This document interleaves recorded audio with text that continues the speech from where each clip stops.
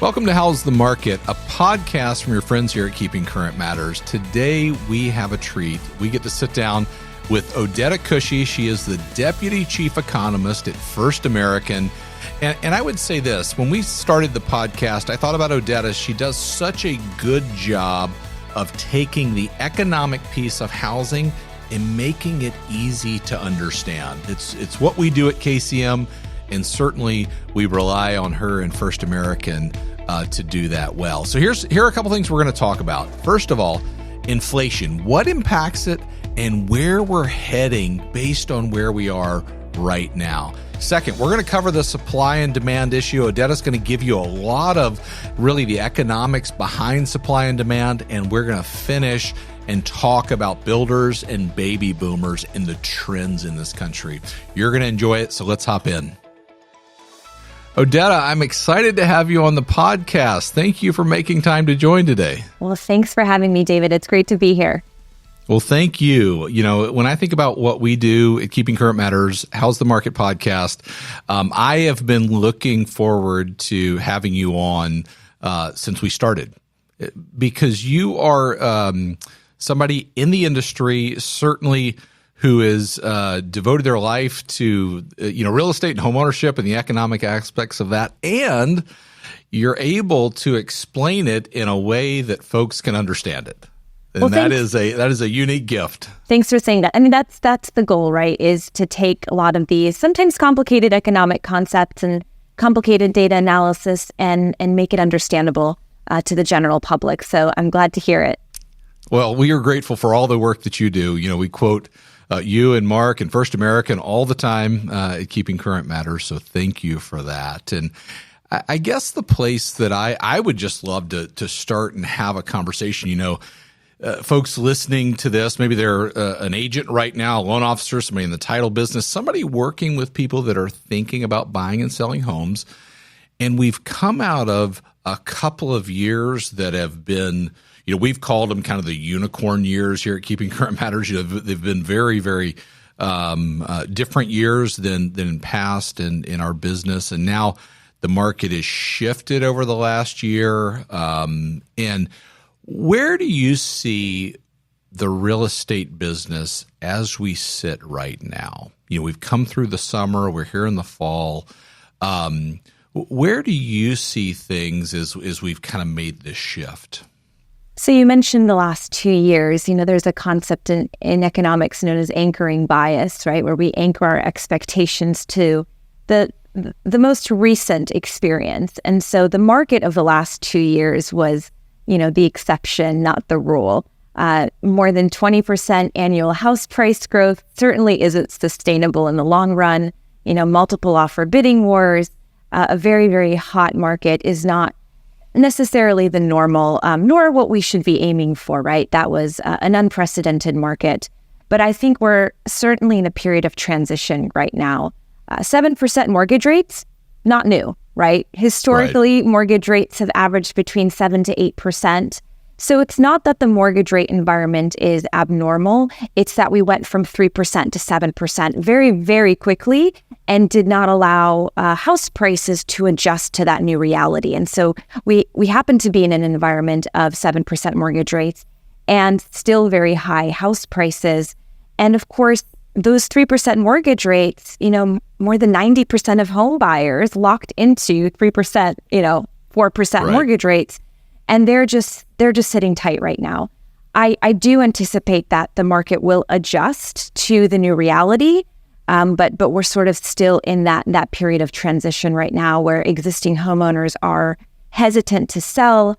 Prospective buyers, many of them still on the sidelines, still very much interested in homeownership. But either, priced out right now or sort of uncertain about the economic environment. Sure.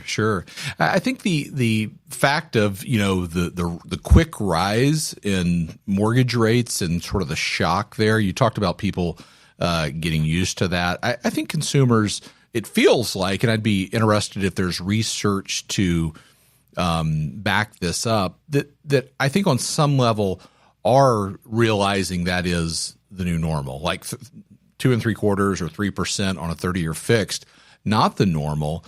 and folks sort of psychologically going, okay, I understand that's what it's going to cost to finance a house today. Is there any research to support that consumers are, getting used to that? Well, I think you're seeing it a little bit in the data. We saw sort of the steep drop off in sales. We saw a lot of the instant reaction to increasing mortgage rates last year, and now we're sort of settling at a low point. But you're not having those same sort of reactions to increases in mortgage rates. I sort of see it as the stages of grief, right? So there's like denial when we first saw mortgage rates go from 3% to 4%, and then 5%, and then 6%. And I think we're sort of in the acceptance phase right now.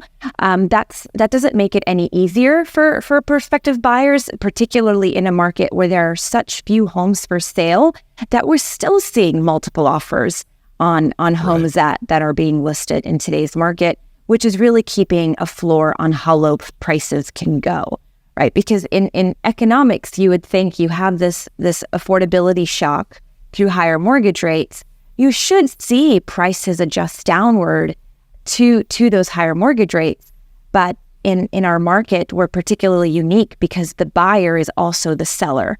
And the seller says, well, I'm not going to sell my home that I locked into 3% just to buy another home at 7%. And certainly there are exceptions to that sort of financial reality, and we can get into all of that because buying a home is not just a financial decision, as you well know. But that calculation is playing into the decision making today. Sure. Over the last 12 months, I think you've talked about this, First American certainly has, of housing being sort of month by month in and out of a housing recession. That's right. Can you break that down? Is there a technical definition of a housing recession? And if there is, what is that? And then where are we in that journey of housing recession? Yeah, that's a great question. So what prompted us to even come up with this is that there really is no technical definition to a housing recession. You can sort of feel it, right? I mean, a lot of industry people were throwing around the term housing recession last year because it certainly felt like we were in one, but there was no formal definition. And so what our team decided to do is to piggyback on the definition of a general recession, an economic recession. And the committee that calls those recessions is called the NBER BCDC, not a band. And it's an economic committee that looks at many different measures to determine whether we're in a recession. And in particular, they look at these 8 distinct economic measures. And so we decided to sort of figure out what the housing equivalent of each one of those 8 economic measures were. So we include, existing home sales. We include the number of employees in real estate. We include affordability measure in there. And when we came up with this composite measure, we found that the housing market was technically in a recession from May of last year to November of last year. And then there was a little bit of a pause as mortgage rates started to sort of come down from those highs of last year. Builders started to build again. We started to see a little bit of that seasonal pickup, this year. And then mortgage rates started to reaccelerate this year, which dipped us back into a housing recession. This isn't unprecedented. We've had these sort of double dip recessions before, according to this measure that we've created. In fact, the global financial crisis was one instance where we saw our measure sort of pause and then jump back into a recession. And in that instance, it was a similar catalyst, which is mortgage rates sort of started to come down, prompted some more activity, and then went the other way. And so it's a testament to how interest rate sensitive buyers and sellers are in this market. And so I think once we get some more stabilization in rates, which I do expect if inflation continues to come down, that we'll start to see that pickup in activity as well. Yeah. So. Yeah, and I want to get to the rate piece. Where do we stand right now relative to that index? So we're currently in August, still sort of in that recessionary period, because rates have remained quite high. But going forward, when rates stabilize, I think that we'll probably start to see that measure inch back into a more normal range. Yeah. When you talk about interest rates and your perspective on it, are you surprised by the path that interest rates have taken? And let me clarify my position on that. We've seen inflation come down, certainly not at the Fed's target, but we haven't seen the complementary, fall in the average 30-year fixed, and it feels maybe disconnected. At least to me, you could say certainly from an economic perspective, it's not, and here's how I would look at that. But are you surprised by that? Were you looking at that going, hey, this is interesting. What's the gap there between the lag and inflation coming down and starting to see the effect of that in mortgage rates? The inflation has been coming down slowly but surely, but we've also been getting all of these economic reports that show that the U.S. economy has been resilient even in the face of higher federal funds rate. And so I think what it will take is a sustained period of inflation being close to the Fed's 2% target, so that the markets, sort of think, okay, the Fed's done, right? Like we are done with this tightening cycle. And they certainly are talking like we might be done, or maybe we are, but hold on. They want to avoid, the 1970s period of an inflation resurgence. And so I think the Fed wants to make sure that inflation is dead and buried. And so they'll err on the side of caution, and they're willing to sacrifice the labor market to get to that inflation target. And that's exactly what we're starting to see.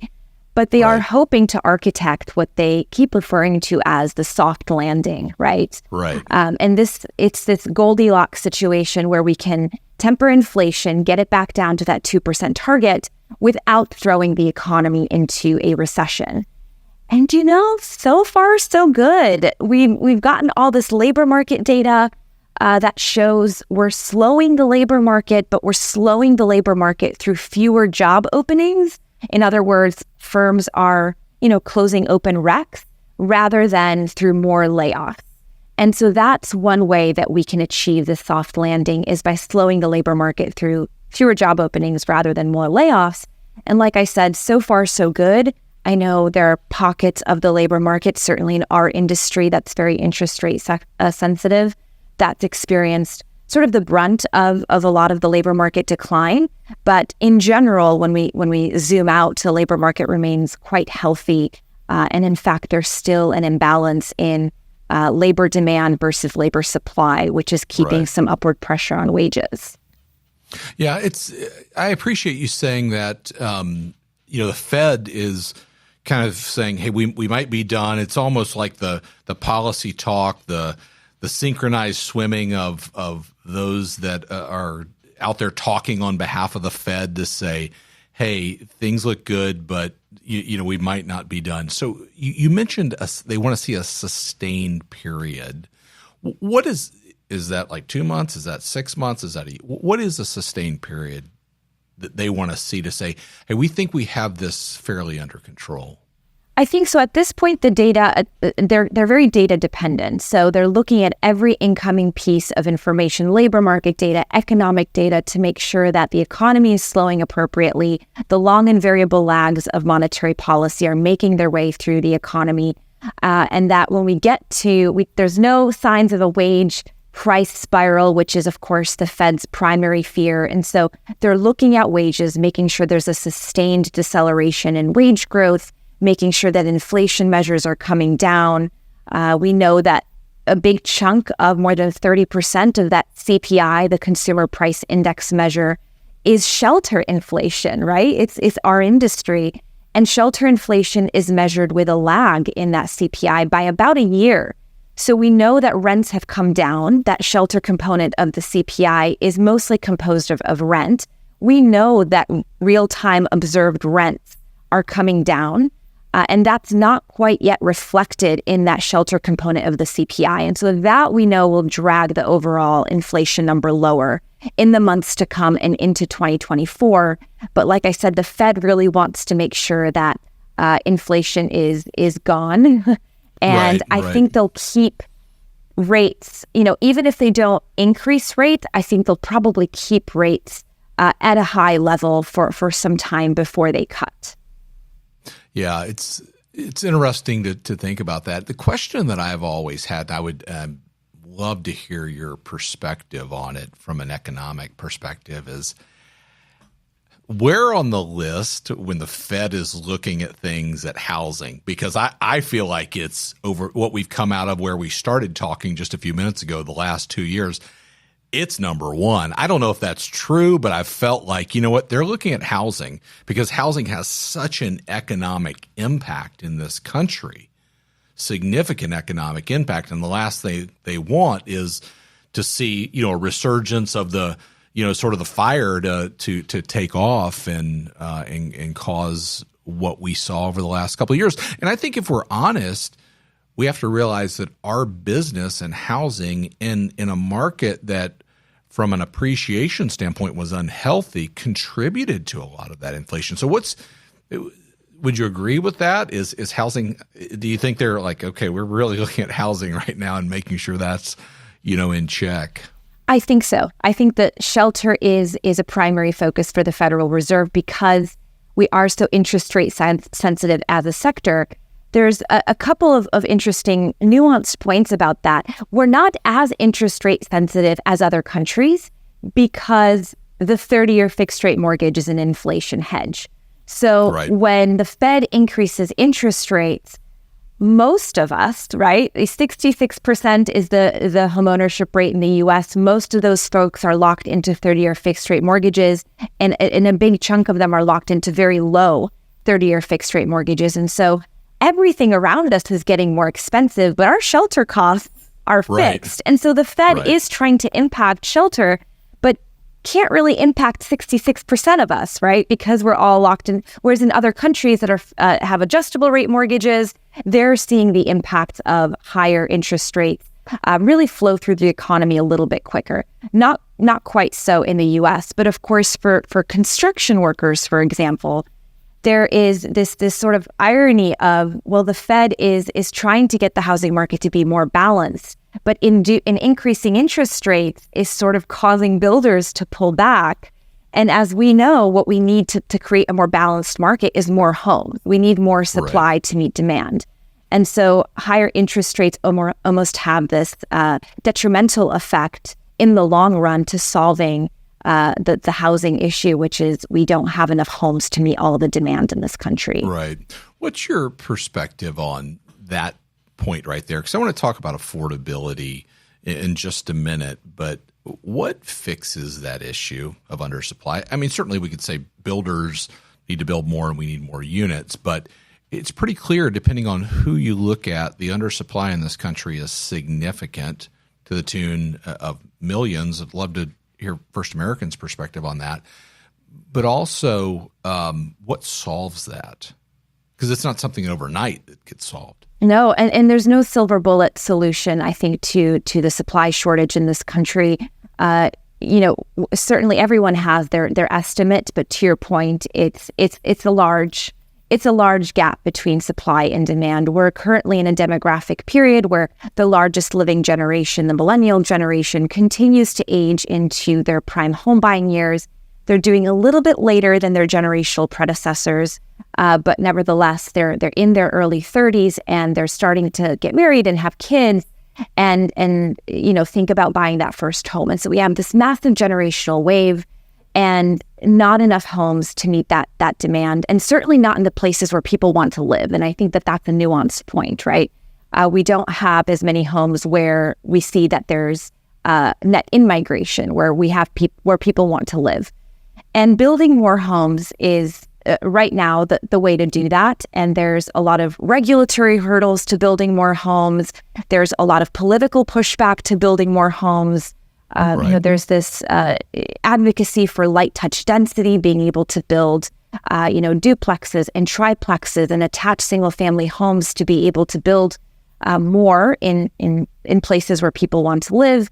And I think we could do a whole other episode on the hurdles to doing that. But I think addressing those issues at the local level, the state level, the national level is really key here, making it easier for builders to meet all of this demand. For homes. It's interesting, you mentioned the local and state level. typically in our business, legislation has been geared towards demand generation. You think about first-time home buyer credits and things like that. It feels like the shift there would be that legislation and everything being targeted more towards inventory and creation of more homes versus demand driven. Is that a fair assumption? Absolutely. And the intent is good. Providing down payment assistance, the intent is good. But if there aren't enough homes to buy, really what you're doing is right. causing house price appreciation to go up. The demand side is already very high. You're adding more to it, but there just isn't enough supply to meet it. And so that's a recipe for house price acceleration. And so what we really need is the sustainable solution is to build more homes and sort of bringing more balance to the supply and demand equation, which should allow a natural moderation of prices. So it's certainly, I think the supply side is where we need to keep our attention. The best agents know what's happening nationally and also know what's going on in their local market. At Keeping Current Matters, we help real estate agents become experts. And now, we've added something that will change the way you communicate. KCM Local. With KCM Local, you'll now have access to local data, national insights, and powerful visuals, all in one place. To be the local expert, visit keepingcurrentmatters.com. Let's maybe shift gears for just a minute. You talked about affordability, right? Okay. With the rise in interest rates over the past year, it's had an impact on affordability. You've done extensive work on affordability. I think the question on folks' minds is, there's been this term that's floated around the business, like marry the house, date the rate, or, if you find something, certainly you've got to qualify for it and you need to be able to afford it and all those things. But what's the outlook right now for affordability and where we are today, but where we're heading, coming out of the last couple of years with home prices going up, now mortgage rates going up, wages rising as well, but not keeping pace? So we look at affordability in a way that's slightly different from the industry. Typically, people look at payment to income ratios to measure affordability, but our team thought, well, there's a key element missing there, and that's incorporating mortgage rates. When mortgage rates are very low, you get a boost in purchasing power. When mortgage rates are high, all things held equal, affordability declines. And so we have this measure called the Real House Price Index, which adjusts nominal house prices by income and mortgage rates. And it's showing in the latest report that affordability is at one of the lowest points in measured history right now because of the reasons that you mentioned. Mortgage rates in recent months have increased. House prices have re-accelerated, right? We've seen that house prices were coming down and now have sort of turned a corner and are re-accelerating. Nationally, of course, there are nuances and differences when we start to get down to various regions of the U.S. But, house prices are going up, mortgage rates are going up, incomes are going up, but not enough to outpace the impact from higher prices and higher mortgage rates. And so affordability is a headwind right now for potential first-time home buyers. We also know that first-time home buyers often don't have the money from the sale of an existing home to bring to the closing table. Right. And so they're in a more difficult position than an existing home buyer. And so affordability is a major headwind right now. But going forward, and there are markets that are more affordable, right? That's also Sure. the nuance point here. When we look across the U.S., we have a renter affordability index, which shows what can a median renter buy in various markets. California markets, not so affordable, right? That median renter can afford less than 5% of homes for sale in those markets. But then there's markets like Pittsburgh, where the median renter can afford more than 50% of homes for sale in that market. And so there are variations around the country, but I think certainly at an aggregate national scale, affordability is very challenging right now. Right. As you look at the outlook, and let's talk about the next 6 to 12 months, I think it's fair to say in what the sort of consensus is, and check me on this, that wages continue to rise, an outlook of that, maybe not at the fast pace of the last couple of years. Home prices rise, but at a very normalized rate, and maybe flatter home price growth. That's right. And mortgage rates are on the way down. Now it's a question of time and how quickly and all of those factors, but that bodes well for affordability. I don't know if there's a perspective that you would have on how well that bodes, but I think the outlook, my perception is that those factors contribute positively to affordability across the country as we go forward. Is that a fair thought? That's right. That's right. Based on industry consensus on where mortgage rates are heading, house prices are heading, and incomes are heading, I think you're right. In the longer run, it does bode well for affordability. And there's another piece to that, which is supply. Builders have been picking up the pace in construction, both single family and multifamily. There's a lot of homes under construction, and when those units come to market, that should put some downward pressure on prices, and so that should help the affordability equation as well. It seems to, in this market, that builders are winning in a lot of ways. Yeah. Like they're able to build, they're able to offer incentives. A lot of times on a mortgage rate, they're able to offer a buy down or something similar like that to make the purchase and the payment much more palatable.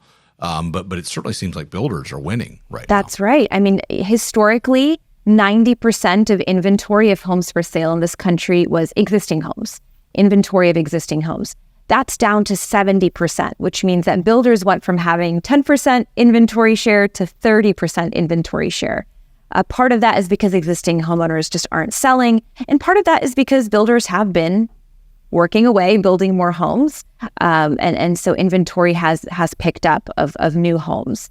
Of course, to your point, the incentives of selling, totally different if you're a homeowner who can just sit tight and sort of, if you're happy in your home, you just wait it out and you don't sell. Whereas a builder needs to offload that inventory. And so they'll do what they can to offload that inventory. And to your point, they're offering quality features on homes, state-of-the-art refrigerators, and sometimes they'll lower the price or doing rate buy downs. I was just reading this morning that, the average 30-year fixed rate mortgage, according to Freddie Mac, is just over 7%, whereas a big builder was offering 4.5%. Right. So that's a pretty big difference, and I'm sure sweetens the deal for a potential home buyer. Yeah, I think for folks that are listening, and what we've talked about at KCM is working in the business every day, helping people understand what are the vehicles to improve affordability, whether it be a buy down on a mortgage rate or an adjustable, if that's right in the outlook of where somebody's buying and the length of time they're going to buy for. So I think builders have that card to play, and are playing it very well. You talk about the enormous number of people across the country that have a favorable interest rate right now. And one to the degree, I've said many, many times, there is a huge contingent of people that have a mortgage rate that they couldn't go out and rent an apartment for. Like they have a great mortgage rate. There's also a tremendous amount of equity in homes across the country. And I think coming out of the last 2 years, one of the things that is interesting about our business is that those are two things that we don't know the long-term impact they will have. I think we're starting to see it, but what is certainly rate lock is a topic that you've talked about a lot, but where do you see those things kind of playing out over the next year? The impact they'll have in the business. I always thought that the tremendous amount of equity in people's homes, people will put that to work, whether they start a business or send a child to school or something else. What's your perspective on that?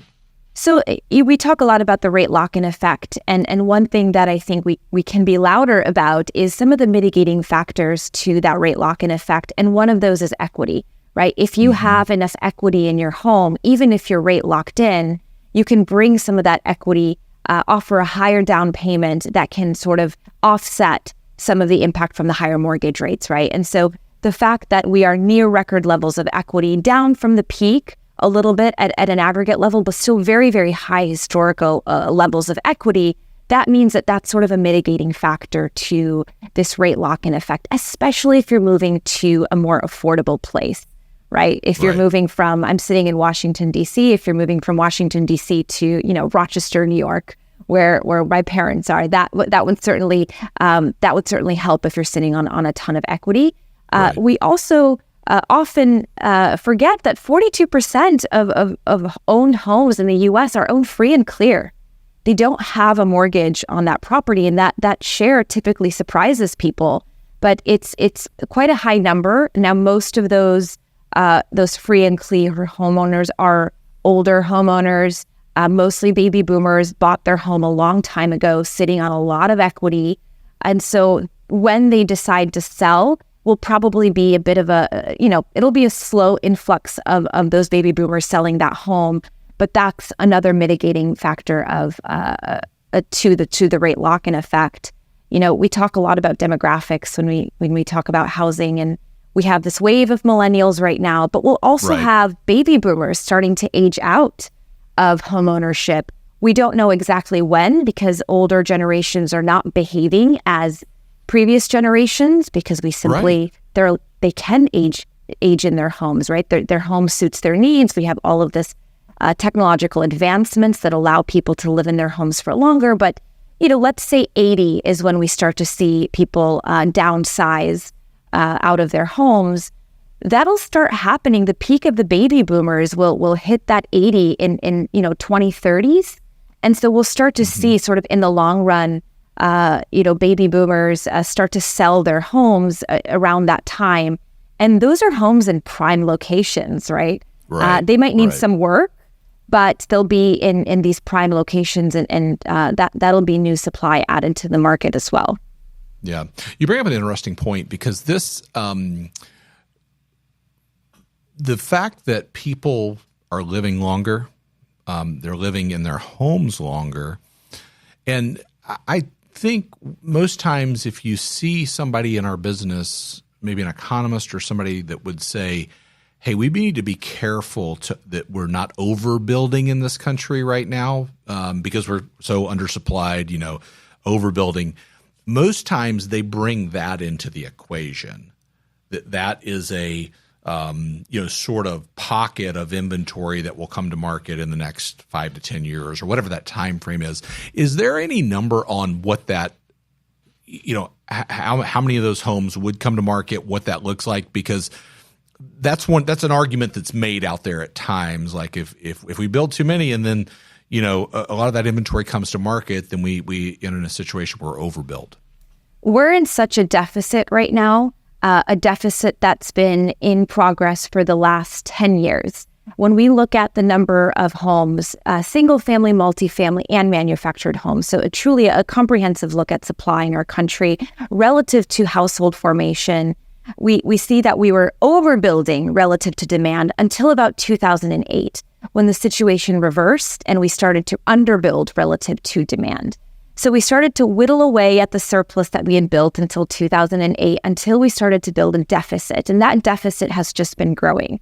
And so we need to build at a high and sustained pace for a couple of years to make up that deficit.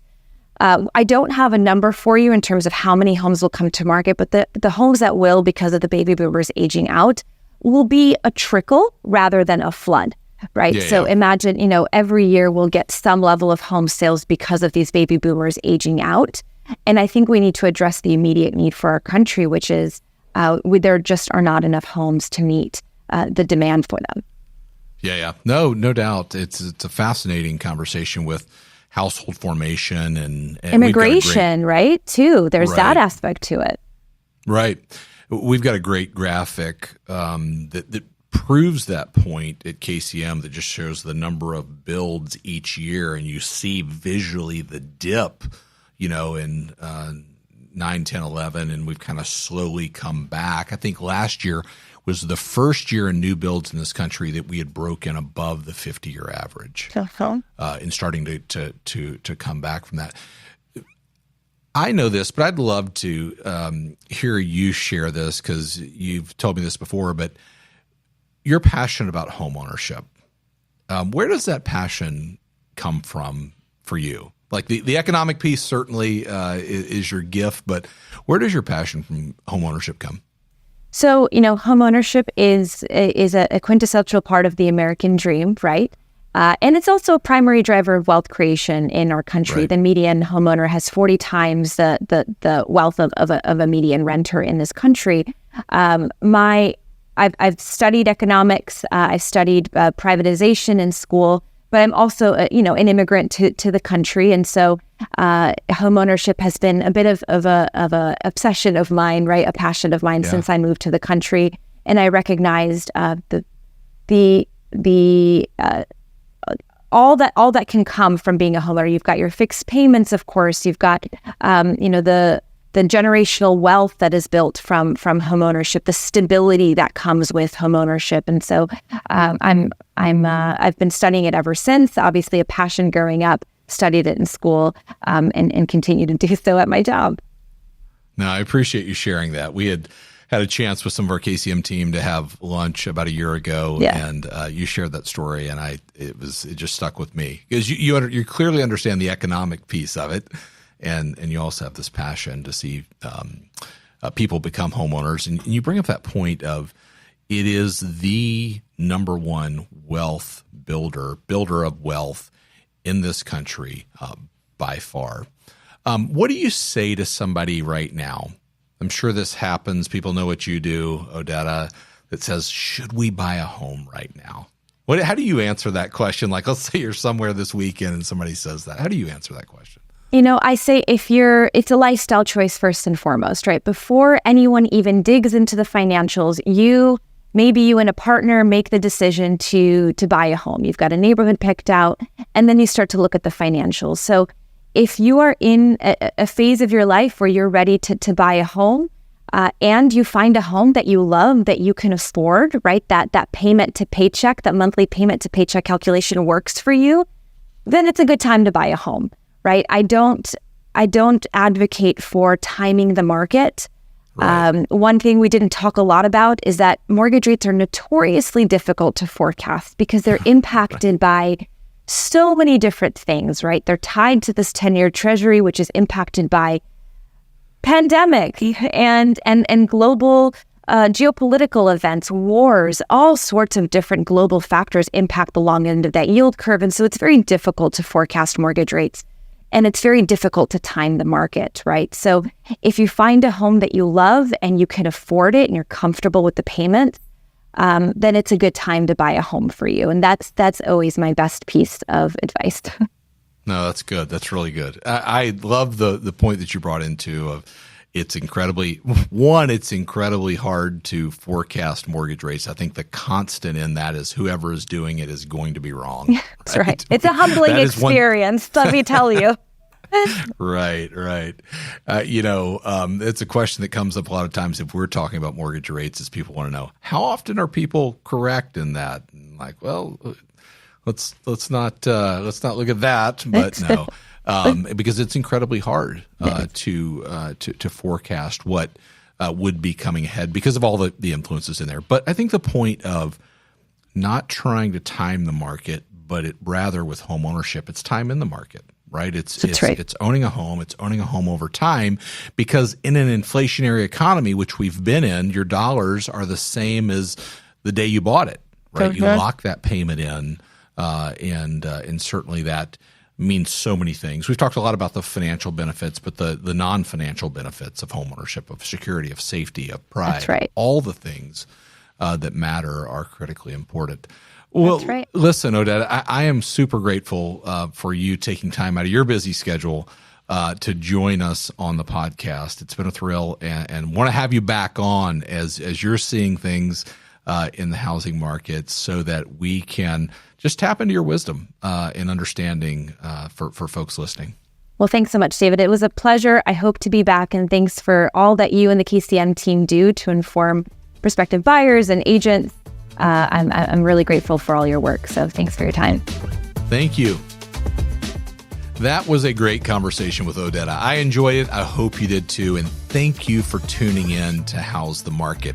At Keeping Current Matters, we believe every family should feel confident when buying and selling a home. And this podcast is one part of our greater strategy to do that. So if you enjoyed today's episode, do me a favor, share the episode with somebody you think could benefit from it and subscribe to this podcast. And we'll see you next time.